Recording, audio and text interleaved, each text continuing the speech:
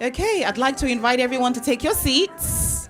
We're about to start the event, and our live stream is going to come up very soon. And so I'd like you all to please grab your teas, coffees, whatever else you have in hand, and take your seat so that we can start the first part of today's meeting.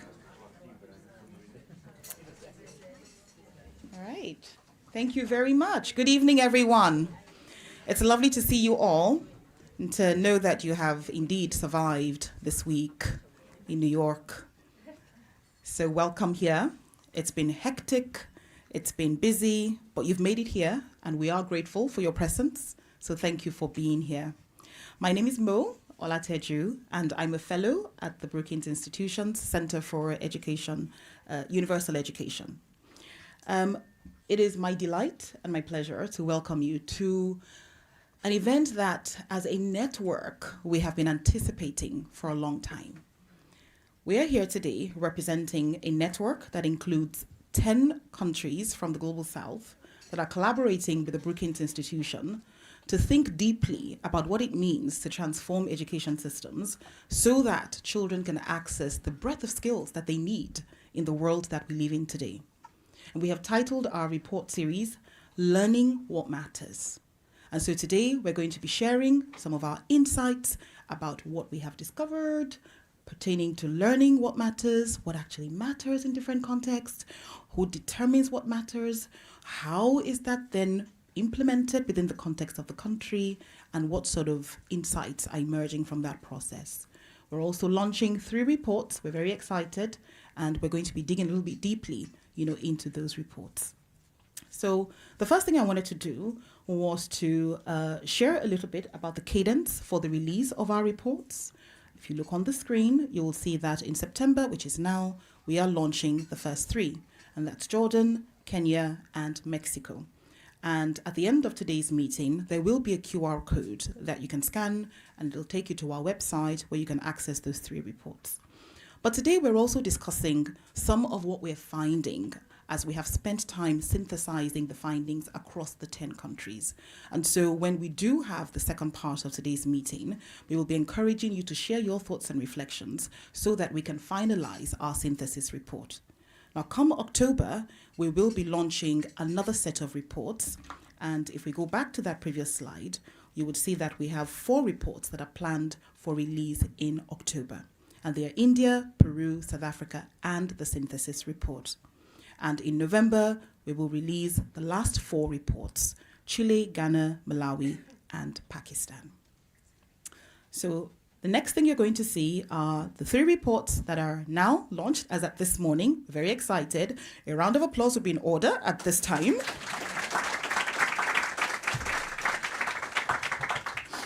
And we would invite you to go to the website, read the reports, and tell us what you think. But I also want to share with you what today is going to look like in terms of the specifics. And so the agenda for today is going to start with a little bit of context about NEST. Some of you know NEST, some of you are familiar with our work, some of you are even familiar, with our journey right from 3 years ago. And so we will be spending time digging a little bit deeply into what the Network for Education Systems Transformation is, who the 10 partners are, what do we do, why do we do it that way, and then we will have a short presentation on the insights that are emerging from our cross-synthesis of all the 10 country studies. After that, 3 of our colleagues are going to take the stage in a panel discussion where they're going to dig a little bit deeper into the context in which the lessons that are emerging, which we are referring to as key insights, are actually being laid out. And so those key insights that are emerging from the report are that which we are hoping that you will engage with us regarding when we get to the second part of today. And then finally, we bring up the rear by sharing with you what the future might look like for NEST, at least what we're hoping the future will look like for NEST, how we're thinking about the dissemination of the study, how we're thinking about our future research, and how we're beginning to coalesce into 3 research groups that take our initial work forward, and how we're thinking also about growth and sustainability of the network. And so if we go to the next slide, I'm now going to invite you to do something that we hope you'll find interesting in just 1 or 2 minutes, which is to think about a time when a place of learning, whether it was formal or informal, when that place of learning provided you with the opportunity to learn what matters to you. As you think about that place, as you think about that time, some of you might be taken back to elementary school. Some of you might be taken back to secondary school. Some of you might go back to a place that's not even formal in terms of formal learning. But there's the two big questions that we're interested in. And the first is, what and how did you learn in this space? Again, it's a silent reflection. You don't have to discuss this or turn to your neighbor and say anything. Secondly, how did it feel to learn something that was truly important or made a difference to you? Now, the answers to this question help us to get a little closer to why we think this work is important. Because we know that the world is changing, we know that children need an array of skills.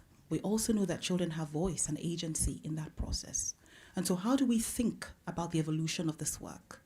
So we're encouraging you and inviting you to come alongside with us as we think together about how it is that we can truly create a world where we can build these skills that help children to face the future and thrive in that future, but how we do that within the context of systems that are truly transforming to enable this change. So I'm now going to welcome Valeria, who is a representative of our partner in Peru. Enseño Peru is the organization that she represents, and she's going to tell us a bit more about NEST and who we are. Valeria.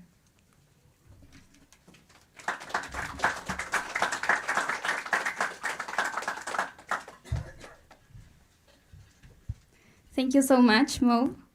What exciting day. Thank you for all of us to be here and to choose to come to this event in this very packed week. As Mo introduced myself, I'm Valeria Duarte Romero. I'm the Senior Research Coordinator at Enseña Peru, and it's such an honor to be here to share about NEST, the Network for Education System Transformation, a collective effort that has brought us together since October of 2023 with our official launch in Kenya in January of 2024.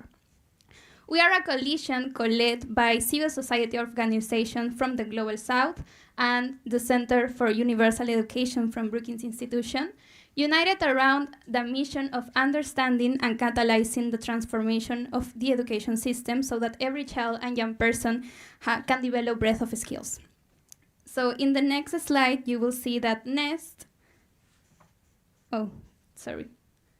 that's already what I said. So in the next slide, you can see that NEST brings together 11 organizations across Africa, Latin America, the Middle East, South Asia, and North America with Brookings as our partner.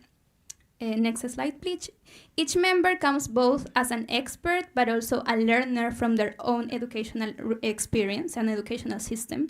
And we engage with actors at different levels, from classrooms to ministries. And we are united in co-creating opportunities so that the potential of our system can better support children and young persons to thrive in their communities and around the world. If the most of the world's children lives in the Global South, then the global majority must be in the forefront of shaping solutions. Not only because of demographic strength, but because they carry a wealth of knowledge, stories, life experience that are deeply rooted in their own context. This is about more than representation. It's about decolonizing the discourse of educational reform so that transformation is led and informed by knowledge, practices, and values that emerge from the Global South. Today, next slide please, young people face realities that are complex, and we know about them. Climate crisis, social inequalities, conflict and displacement, the ongoing effects of pandemic. Education systems everywhere are working hard, we know that. Yet there is still a profound challenge. How to ensure that every child and young person has the chance to develop not only literacy and numeracy, but also the broader set of skills that will allow them to navigate these complexities with dignity. And also to be agents of positive change in their own life, in their local communities, and on the global stage. This includes the ability to re-engage with learning, socio-emotional well-being, critical and creative thinking, collaboration, resilience, and others. Without this, they cannot thrive. not in their communities, not in their countries, and not in the face of these global challenges that we have nowadays. Then the question becomes, how do we create systems that are capable of enable this? That is why next slide please. In NEST we focus on collaborative research and learning across contexts.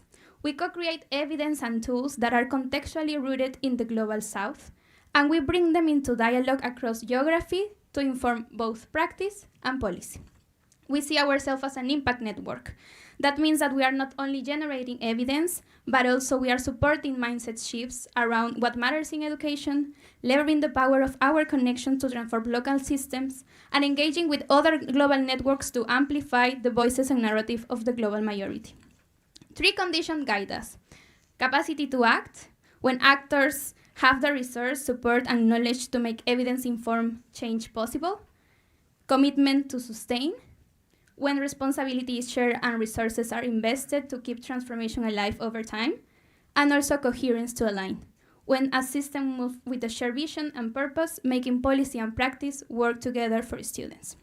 Together, these 3 conditions allow us to strengthen our system from within. And really the question is not what we learn, but more how we do it together and how do we make local evidence matter globally and global knowledge relevant locally. Out of this collaboration, we co-create one guiding question that you will see in the presentation, that is how well our education system creating opportunities for children and young people to learn what matters. This has guided our investigation across 10 contexts since January of 2024. And the insights are powerful. They reveal both the barriers we face and perhaps more importantly, the ways in which our communities themselves are already reimagining education. And today is not about just hearing findings. It's about listening to the voices of the communities we represent and to the collective knowledge that emerges when practice and research come together. And with that, I would love to pass to my colleague Linis, who is going to share the key findings of this research. Thank you so much.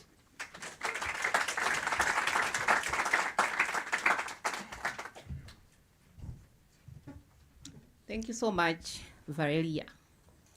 I liked the point of powerful insights. So ladies and gentlemen, I'll share with you the powerful 6 global insights that have come out from our research. So number 1, we are saying that we need to engage with context, because context is an active agent of system transformation, and it shapes what is possible, it shapes what is meaningful, it shapes what is sustainable and even equitable. And we have looked at context in different dimensions. Number 1, we have looked at it from the demographic as well as economic point of view. We've looked at it from the geographical and even from the infrastructure point of view. So here we're looking at the poor, the rural urban settings. And again, we have also looked at context from political and governance. So we have examples of, for example, Pakistan's decentralized system, Jordan and South Africa's concentrated government power. All these, they've determined what's possible as well as meaningful. And the second insight, strengthen community voice for sustainable transformation. So our research consistently reflected that education systems, they benefit when all key players are in that particular system, including those that are at community level, they play a critical role in its transformation. And this includes the marginalized communities, for example, the refugees, and those in crisis in Jordan, the rural poor youth in Malawi and their families, and even the systematically excluded groups, for example, in South Africa, the Black women that are teaching in early childhood education centers. So all these, we've seen that they play a critical role in as far as system transformation is concerned. So in our study, we have seen that the people that are supposed to be at the center, they are excluded. So we have these marginalized groups that are not, their voices are not yet heard. So we need to shift from technocratic approaches to more relational approaches where we ensure that there is equal participation of all actors. And we also need to recognize and amplify the voices of the marginalized. And this can only happen when there is intentional power redistribution. And again, we are saying that we need to build commitment broadly across ecosystems, not just within institutions. So this has to go beyond the policies on paper. This has to be translated into action by our governments. So education system transformation is not only dependent on the relational commitment, but on how clear policies are and the adequate financing that key players in the education system are giving to the education. So our research, for example, revealed that sustainable change in South Africa emerged through networks of committed actors and not just the top-down implementation. And number 4, we are saying we need to ensure stable financial resources to enable commitment. So having a policy on the table is not enough. If those policies are not well financed, then that commitment won't mean anything. So true commitment is only weighed when we see that there are resources that are allocated, resources that are disbursed, resources that are utilized and even accounted for in how we are implementing the education policies. So we need to see that our schools have enough infrastructure, they have enough teaching and learning materials, and that governments are following through their commitments. Because saying that we are giving 10% to education, when in actual fact, maybe 8% is given to the actual Ministry of Education, it is not enough. And the 5th insight is that we need to build flexibility and complementarity for system resilience. We are glad that we have external partners that do support our education systems. I would give an example of my country, Malawi, where we are majorly donor dependent. However, we have seen that this has limited local policy making. It has limited the power of the local institutions and even ownership. Not only that, even in those contexts where donor dependent is not there, we are seeing that countries like Jordan, the social-emotional learning is pushed to NGOs and is implemented as an extracurricular activity without integration. So we need different actors to work together for us to see meaningful changes. So we need to move towards equitable funding and sustainable approaches to co-create with the local actors. And lastly, we need to invest in coordination. So this coordination needs to be seen within the ministries of education, different subsectors. It has to be seen within different ministries, including the Ministry of Finance, how it's committing, and all other key actors in the education system. There is need for that coordination. Otherwise, if we see capacity gaps, even our commitment won't mean anything. So, ladies and gentlemen, these are our emerging findings. As we synthesize the 10 country studies, would like to hear your views. How are these landing with you? So at this point in time, I'm going to invite my colleague, Jeline, to take us through the next session. Thank you.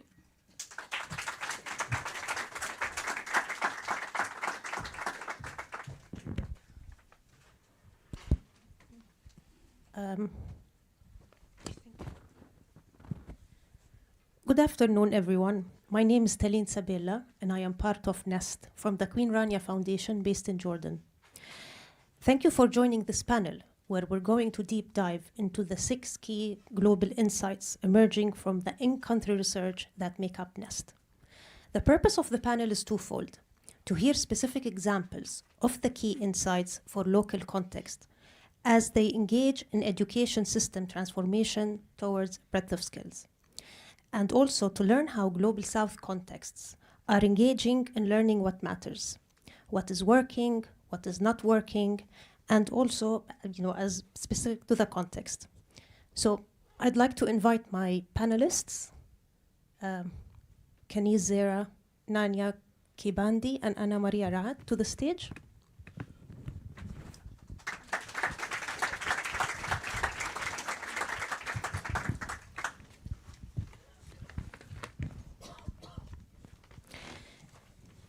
Before we dive in, let's have each panelist introduce themselves and the organization, country, and region they represent today on behalf of NEST. So let's start with you, Zara. Good afternoon, everybody. My name is Kani Zahra. I'm from Pakistan, leading Pakistan Coalition for Education and representing Middle East and South Asia here as a NEST member. Good afternoon, and thank you for joining us this afternoon. My name is Nganga Kibandi from Dignitas, based in Kenya, and this afternoon I'll be representing the African organizations who are part of NEST. Hello, my name is Ana Maria Rat. I'm from Fundación Reimagina, which is based in Chile, and I'm going to represent our group from Latin America, Via Educación from Mexico, and Enseña Peru. Thank you all. So Insight 1 focuses on context as being critical. Context not only shapes the status quo, but the path towards system transformation, determining what is possible, meaningful, sustainable, and equitable. Our research highlighted 3 key dimensions, as mentioned by Lenise, of context that significantly affect school systems. These dimensions are, again, demographics and economics, geographics and infrastructure, and politics and governance. Zara, I'm going to start with you. Can you give us an example of how these dimensions differ by country in your region and the impact on the school system and paths towards transformation? You have 2 minutes. Wow. This is really a big Pandora box in 2 minutes, and I'll try to make justice to it. I think, thank you so much, Taleen. Education is not just a background. It's the main story. If you want to look into it, that context is something which can lead towards the education transformation and education reform agenda. And it's a main story. We talk about what's influencing, what's possible, what's happening, what lasts, and who will get left behind. So these are the contexts, and we know that different countries, different regions have different contexts, but that's also there that there are similarities to the context as well. And that's also important to look into, that not only the poverty, but also the political economy, economic crisis, climate change, and lots of other factors which are leading towards shaping up our education agenda, because education is the main sector in everything. You link everything with education. So keeping in view this, also very important to look into that what is happening in one region or one country, and how we can look into the good examples, and how we can, rather than reinventing the wheel, we can use those learnings from each other. That's why the South and South learning is very important. I think there is also need, from the research findings, I can find, when you go through those findings, you will find out that in India and Pakistan, this is a youth bulge which is coming up, and we know that in Pakistan, 2/3 of the population is youth. But at the same time, 26 million, we are the number 1 in the globe, where out of school children are. Similarly, India is facing the stress of, my God. So I think these are the things, and Jordan, the inflow of the migration, it's there. I have lots of things to discuss, but this is something which 30 seconds I can't cover. But I think that's important, that to look into the devolution also, the aspect of that, how this whole thing going down at the local level, and then the policies are coming up from the local knowledge. It's either the decentralization, which should be devolve at the true level to get the ideas and the knowledge from the local marginalized people, that how we can shape our policies. That's also important. I think I'll stop here. Wonderful. Thank you, Zara. And we're going to unpack this further after the panel. Insight 2 concerns voice as power redistribution. In our work in NEST, in the inclusion of teacher, student, family, and community voice matters. These voices are key to helping system develop shared vision and commitment to promote holistic learning in education systems. Naga, my next question is for you. Can you describe how the voices of parents and other local actors are excluded from educational reform, and how this affects the breadth and quality of students' learning opportunities across Africa? You have 2 minutes. Great, thank you. 2 minutes is a short time for, this is how parents feel. Their voices are limited in terms of how they can influence changes in the education sector. And I think part of what is coming out from the studies, and you'll see this in the reports that have been launched, is a desire to have a stake, the desire to be heard, the desire to not only influence but inform what our children or their children learn. And one of the key things that's coming out is in the settings that we work in, parents are feeling left out. We have countries where the study is taking place, where the curriculum is being reviewed, and parents feel that it's just coming from the top to the bottom. The expectations of them, these have not been communicated, they have no understanding of them, and they have a financial implication. And that implies that their parents are not fully bought in. That implies that the whole ecosystem supporting the learner is also strained. If we get closer to the classroom, teachers also feel the same way. The curriculums are designed, they're presented to them. Very little training is provided in terms of the onboarding or retooling, but the expectation is that they should be delivered and they should be results. And at the same time, there is no room to air their frustrations. So there's really this fight for space where they can be able to share a bit more on what they think works for their context, what they need in terms of resources, but at the same time, how they should be valued and treated as teachers to make them excel in their role. As I work towards my last few seconds, I think one of the things that has come out very clearly is that there is a very strong desire to not on to inform and influence. And I think the plight of parents, in many contexts, there are a lot of setups that have been put in place, what you call parents' associations, but there's very little understanding of what their role is. To what extent can they influence? Do they actually have a say on what comes together as policy? So as we think about voice, it's a question of feeling valued. It's a question of being assured that what you have as an interest is being considered. And most importantly, that your children's lives are actually being taken very seriously, and that you have a say if they're not happy with the direction that they're taking. Thank you. Thank you, Naga. Very good point you're making here.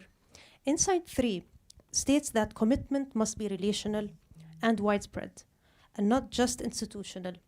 Our work in NEST has shown that formal policy commitments or statements are not enough to enact holistic learning. Sustained change comes when there are strong relationships across actors from different sectors, which reinforces these commitments over time.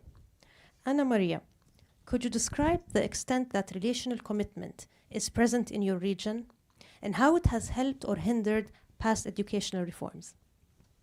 Thank you. Some of the reforms in Latin America have shown us the importance of having new relations, emotions, and contextualized learning. When people feel they are seen, they are being valued and included, policies move from the paper to the action.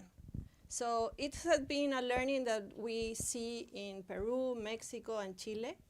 And let me give you an example. For example, in Peru, we have Diana, which is a mother of the community, and she was part of the process of the consultation during the research project. And at the very beginning, Diana thought that she has nothing to share or to give to the research. Part of the process gave her voice and the importance of representing other mothers of the community. And that's how everything changed, not only for her, but also during the research program in Peru. So the first thing that I want to share from this Latin American experience is that nothing will change unless we change our relations and emotions that are being recognized, valued, and made part of the conversation. In a more national level, we have, for example, the case of Mexico, where they have a policy commitment to project-based curricular reform, which was a huge reform for Mexico. And it gained strength not because it was a law, but the government started to reinforce public support through communication, explaining the reason why making more sense inside the classroom? Why do we need really to move from one curriculum to another? So when citizens, educators, NGOs are being part of the process, they understand the reforms and they see the role in the reforms, things start to change. So this is the second learning that we have shared in Latin America. We have the same situation, for example, in Chile, where we have a curricular reform that started with a big survey or consultation from different stakeholders. And that's the only way it's gonna make sense and happens in these three countries. Thank you, Anna Maria. Moving on to key insight 4, financial resourcing and commitment. For learning what matters to be more than just rhetoric, enough resources must be allocated and deployed. This includes budgets, human resources, and time to make change sustainable. Naga, how has a lack of funding and other resources challenged the move towards more holistic education systems in Africa? So the money conversation is usually the most sensitive, and I think alluded to the initial presentation is accountability is a really big issue, especially in the context that we're working in. And what's coming out from the study is that, one, there are a lot of changes that are taking place in the education sector, reforms, and all this need resourcing, financial or otherwise.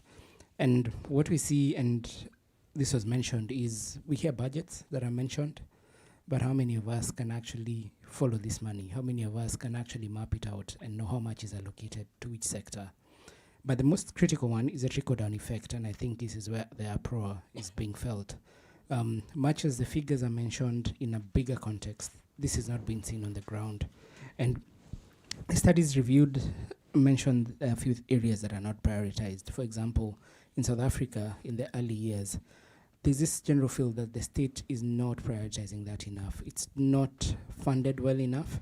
And as a result, there are certain inequities that evolve, because it implies then that the early years are really limited to those who can afford it. And that's just one example. But there's also a lack of sense of autonomy. And I think this was mentioned. If a bulk of what is taking place within the education sector is funded by an outsider, then how much autonomy do you have to make a decision on what goes on policy, what goes into the curriculum? And this ought to be a conversation at a bigger setting, because if it's not being done by the countries themselves for the citizens, then is the quality of education then in question? Are the funds being allocated being used for the right purpose? And I think the final one here is all these reviews, as I mentioned, come at a cost. Who is that cost being transferred to? Is it being transferred to the parent? Is there a budget for it? Those are questions we're asking ourselves, and the studies did reveal that a lot of our governments do mention there's money, but at the end of the day, the parents are feeling the pinch. They're paying more than they planned for. They have coming back to their pockets to actually even pay more towards the teachers for support. So is it high time we looked at where the money goes? And I want to end that by saying it's important to start mapping and matching. So much as we are revealing certain evidence from this data, it's high time to start looking at what are possible solutions. And part of it is following the money and really being able to come back and provide evidence of where it's going or how it can be better used. Thank you. Thank you, Naga. Very good points you're making here. Let's look at key insight number 5 now. Building flexibility and complementarity for system coherence. NEST research shows that when reforms are dependent on external actors without being embedded in the local system, both in policy and in practice, they often don't scale or last. Zara, can you tell us some of the factors causing fragmentation in your region, in educational provision in your region, and how this has affected efforts to build a more holistic education system? Thank you. I think cohesive education system, we all talk about it. But the issue is, sorry, that's how we are leading with the time and the mic. So I think cohesive education system, we all talk about it a lot, but the fact is that there is a fragmentation. And the fragmentation is like that the policies goes in one direction and the implementation goes in the other direction. And then the classroom environment and the discussion which is happening in the classroom is another story to look into. We know in our region, in South Asia and the Middle East, we have crowded classrooms, multi-grade teaching, capacities are at stake. And then there is the curriculum is, though talk about the cognitive skills and but the assessments lead the rote learning. So these are some of the very much issues which are linking into that how policy processes and its implementation, and looking into the budget as well. There is a fragmentation into it. Then other sector is that the lack of trust between the multi-stakeholders. We are not talking about the inclusion of the multi-stakeholders, multi-faceted policy processes, then it is going to be a disaster, and that we have facing in our countries nowadays. Then talking about there is a short-term, always in the name of innovation, we find that either the development partner, NGO or other partner, they are coming with the short-term innovation reforms. That is required a sustainability, which is lacking over there. So I think these things and the communication, lack of communication, coordination, and that interlinkages between different stakeholders is something which is leading towards the fragmentation. What needs to be done is this, that at the local level, there is a need to have a multi-faceted, multi-stakeholder policy making processes that should have a very clear strategies. And then at the regional level, there is a need to have a South-South collaboration to look into what is happening in other countries and how we can benefit from it. And at the global level, there is a need to have a North and South collaboration, because when we talk about the global agenda, that is also required that the global South learnings, barriers, policies, that should lead towards that rather than going into like North is dictating something to us. It is very important to keep those things in the mind and have a North-South collaboration to give us a global agenda for education. This is how we can achieve the cohesion and the inclusion in the true terms. Thank you. Thank you, Zara. As you said, there emerges a clear gap between what policy says and what practice happens. And so there's a need to align and to coordinate, which brings us to the final insight: investing in coordination for coherent action. And my last question is for you, Anna Maria. How does the research show the policy and practice gap playing out in your region? What are the factors producing this gap, and what is needed for better coordination? Thank you. I think the question has to do exactly with what has been said in terms of we have this connection between the policy and the practice inside the classroom. That's because we are facing a top-down policy that is not really connected to the teachers, to the communities. That is very common, not only in Latin America, as you were saying, also in South Asia. We have contradiction in the system between the curriculum, the evaluation process, the way we prepare the teachers, and also all these reforms that really want to change the way and what we are learning, and the way we are learning needs more resources, and resources means also support for teachers. And some of the, I wouldn't say solutions, but the ways the ways these gaps are being addressed in our countries are, for example, aligning the curriculum, as I was saying, listening to the educators, listening to the communities, bringing the students into the conversation. For example, in Peru, they have curriculum reform, but they have a different way of measuring those capacities and abilities that are more academical. Building trust and communication across government, schools, and communities, like we were saying in Mexico. And most important, we cannot make these reforms and have this balance between practice and policy if we don't invest in the capacity of the teachers, the principals, the communities, and that is something that we have seen also in Peru, in Chile, and in Mexico. So these are three words that I would like to share with you about the learnings: is to be consistent, supported, and meaningful. And that is something that we are also seeing throughout the research process.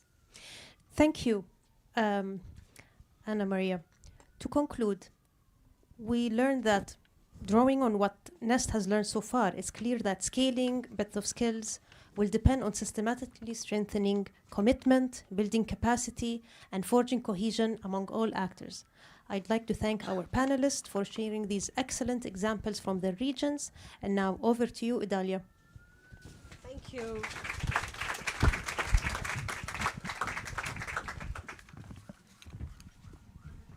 Thank you, everyone. Thank you for the great panel. I am Idalia Rodriguez. I represent Via Educación from Mexico City. Well, we have been very deep in our research and our network building for this first year, but we have been also looking ahead. So as we enter the next phase of our collaborative research, we have organized into 3 different cohorts that push us to deepen and broaden our inquiry. The first cohort focuses on the breadth of learning opportunities in countries like Chile, Ghana, Kenya, and Mexico. This mixed method study refreshes Brookings' 2017 BOLO study, asking, how are education systems creating opportunities for children and young people to learn what matters? The second cohort is centered on youth agency in education systems transformation in Jordan, Malawi, and Pakistan. Here we ask, to what extent are education systems creating opportunities for young people to exercise agency in shaping and learning the skills that matter most?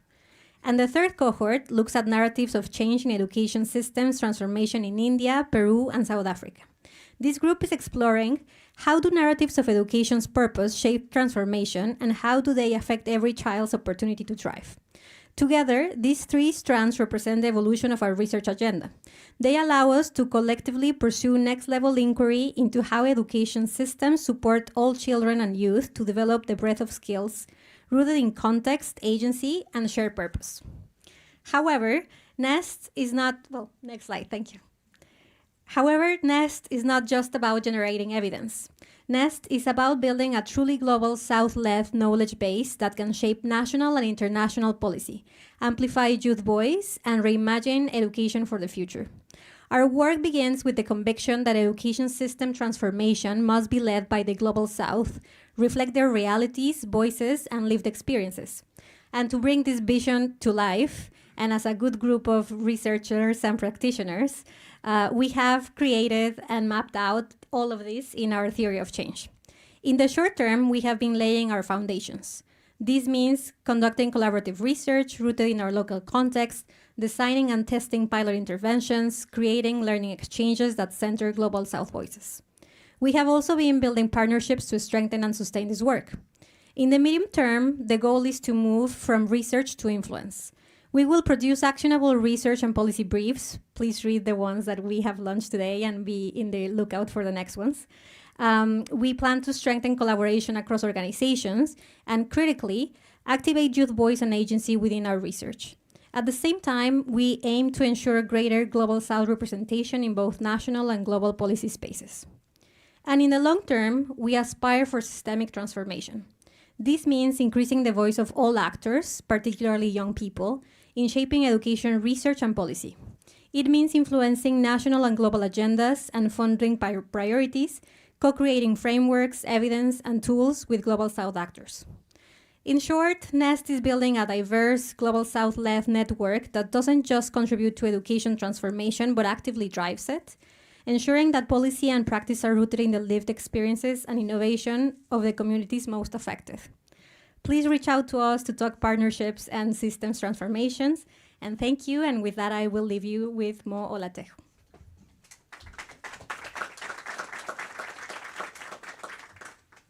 Hey, thank you so much to our wonderful partners. Hopefully you now have a flavor of the work that we have been doing over the last almost 3 years.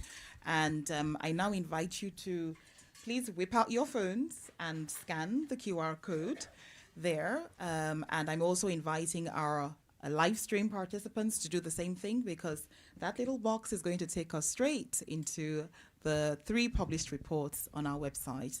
And we hope that you will spend some time reading them and, of course, staying, in contact with us.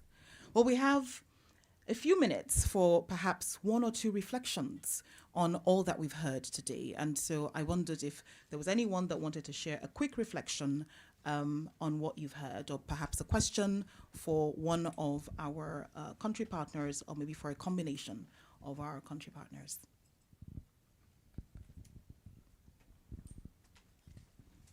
Hi, how are you? My name's Gus. I'm from Everway. One of the big... Hello, everyone. One of the questions I have is that with the distributed network over these 10 sites, how and there's clearly great coordination. There's awareness of what's going on in each site. How does the communication happen? How regular is it among the sites, and what is CUE's role in sort of convening all of that? Absolutely. I'm happy to jump in on that and then to invite anyone else who would like to contribute, to that. I think that there is a lot of intentionality around the coordination and the facilitation. We actually adopt a model, in the connect, align, and produce model. And so in the earlier days of NEST, we spent a lot of time facilitating conversations, making sure that partners were connected with each other and knew the different contexts. We had, a number of convenings, which we still continue to have, in-person convenings. We set up the structures, that enable us to meet every month and then to come into smaller groups. Some of them are research-based groups based on interest, and others are groups that pertain to how we manage the network, because it is a network at the end of the day. And as we began to align according to interest, we found out that our capacity to produce knowledge began to increase as we began to deeply understand that which brought us all together. And so I think there's been quite a bit of intentionality with that process. And we do meet very regularly, depending on which cluster we're in.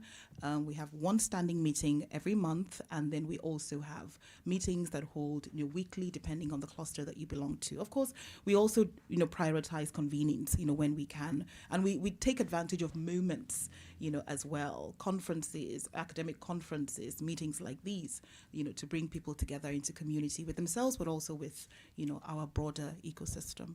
Would anyone else like to comment on that? Zara? I think one important thing which I will say, that this is something that this is not the agenda of CU Brookings. It's our agenda. So it's something which we develop. We are conveying things. So it's an ownership to that agenda. That is very important. And I think that's also linking with each other. So as I said, learning from each other, building on the good things, try to explore more things. It's something which we are said that this is the innovation NEST is coming up with. Thank you very much. Yes, Lily. Yeah, and just to add, our collaboration is beyond just the research that we are doing, because there are instances when you need some support, maybe on some partners or donors, and you know that one partner, for example, we did that with our colleagues in Kenya. They were able to connect us. So it's beyond just meetings. At this particular moment, I can talk about the research in Peru. I can talk about the research in findings in Mexico. But when we were starting, I think it wasn't all that clear. But now, as Zara has highlighted, we have embraced it, and there is more ownership now among us as partners. Yeah. Thank you very much. Any other thoughts or questions, maybe?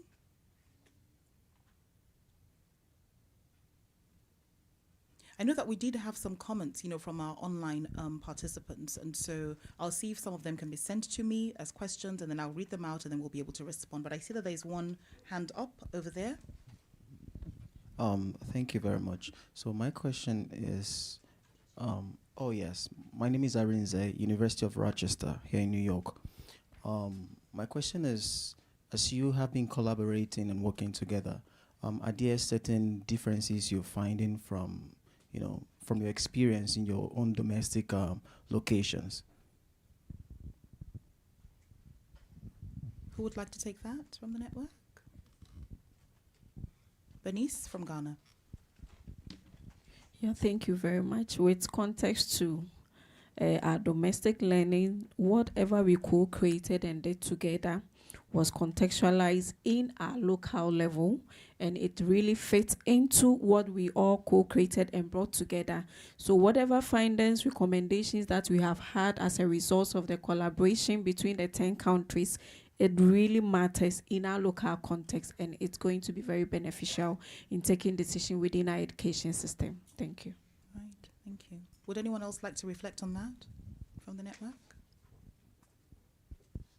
Okay, we have one question that's come here from Ernest Adadi, who interestingly is from Ghana as well. And he says, how does NEST envision supporting governments to align curriculum, pedagogy, and assessments with 21st century skills? Taline, is that something you might want to take a stab at? Yeah, thank you, Mo. No, that's definitely something that at least for us in Jordan we're trying to do. So from the early inception of the NEST project in Jordan, we've met with the Ministry of Education. We formed a study committee that was specifically set up to support the design of the research, to localize it in Jordan, as well as to facilitate the implementation and the data collection in Jordan. And so this is definitely something that we try to do early on: involvement, buy-in, and support. And I hope that answers the question, or at least touches upon it a little bit. I don't know if anyone else wants to say a few words. I think Lenice wants to say a few words. Lenice is from Malawi.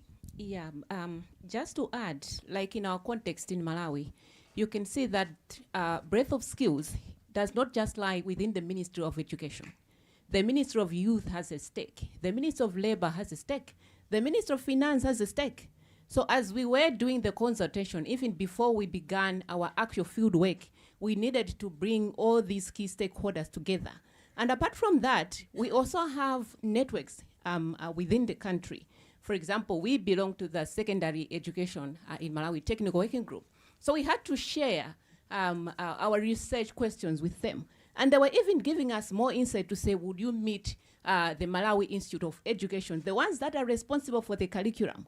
Would you meet MANEP, the institution that is responsible for assessment in the country? So whatever we are doing, we are not doing it in a silo, but we are making sure that the key actors within the education ecosystem are brought on table, so that when we come out with the results, all of us will be able to own them, because we worked through them throughout. Thank you so much. Okay, Nyanga from Kenya would like to say something as well. Yeah, I think Lenice has already covered. The most critical part is this journey is not a journey we're walking alone.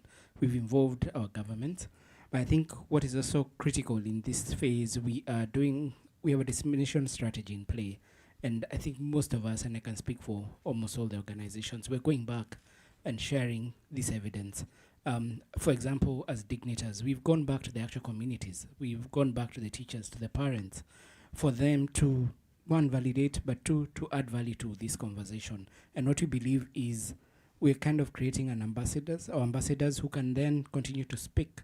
And what we intend to do is disseminate as much as possible so that this turns into a conversation that is more not only community-based, but it's national-based, so that we start seeing meaningful change within the context we're working in. Fantastic, thank you. And there's just one more question here from our live stream participants. I don't know their name, but their question is, what role do local communities play in complementing formal education to prepare young people for these realities? And I just wondered whether Valeria might want to take a stab at that, given the work that you do, with clusters of communities in Peru. Thank you so much. Well, the 10 organizations that are part of NEST are practitioner organizations. So we work closely to communities, but I'm going to talk about Peru. In Enseña Peru and in Peru, we work closely with different territories at the local level. We are not in the ministry level, we are in the local level. And in the case of our research specifically, we did a participatory research. So in that sense, our research was built with advisory committee that are groups of members of the communities that their role is to ensure that the research is deeply contextualized and is deeply something that is meaningful in their own context. So communities are formal and informal places for knowledge. And both of that, formal and informal, are also part of the conversation that we have during the process of designing the research, analyzing the findings, and also we are like identifying these informal places that exist in the communities in which we did the research for us to disseminate alongside the communities. So we can talk more about it next because this table is mostly focused on participatory approach. I'm sharing my table, sorry. But yes, like that is a broad answer that I can give. Thank you so much, Valeria. Interestingly, another similar question emerged from somebody from Dubai, Olivia, and I think that is, the response. I think as we think about communities and about children and young people and determining what matters to them, it's really about taking a participatory approach that truly honors the voice of all the participants. And this features very strongly in the work that we're going to be doing as we go forward in terms of research. So at this point, we'd like to say thank you to the live stream participants, all many hundreds of you. We saw you all. Thank you for being here. And we want to wish you goodbye and hope that you will continue to stay engaged with the work of NEST at CUE at Brookings. Now, for the rest of us in the room, it's time to loosen our ties. I'm going to